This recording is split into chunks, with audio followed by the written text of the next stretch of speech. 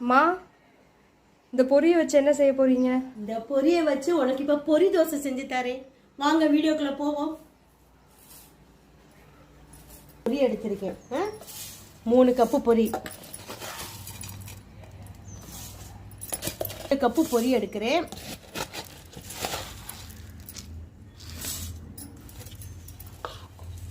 Cup பொரி எடுத்திருக்கேன். இந்த கப் 1 கப்பு ரவை எடுத்திருக்கேன்.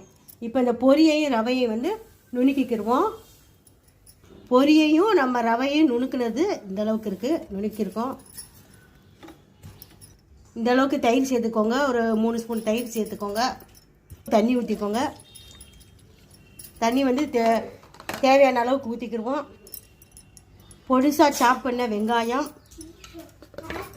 சீரகம், கருவேப்பிலை, உப்பு, பேக்கிங் சோடா 1 சிட்டிகை. தோசை மாவு பதத்துக்கு கரைச்சிக்கிடுவோம்.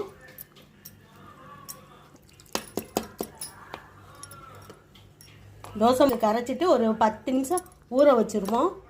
10 நிமிஷம் ஆயிடுச்சு. இந்த தோசை மாவு பதத்துக்கு இந்த பதத்துக்கு கரைச்சிக்கிடுவோம்.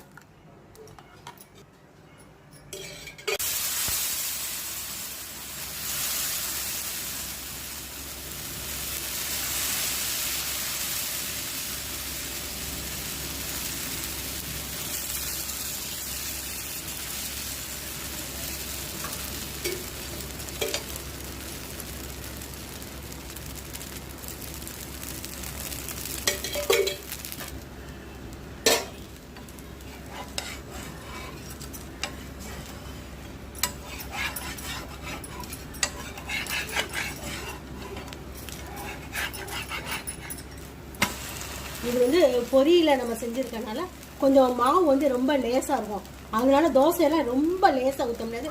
கொஞ்சம் ஊத்தப்பம் மாதிரி ஊற்றினா தான் நல்லா வரும்.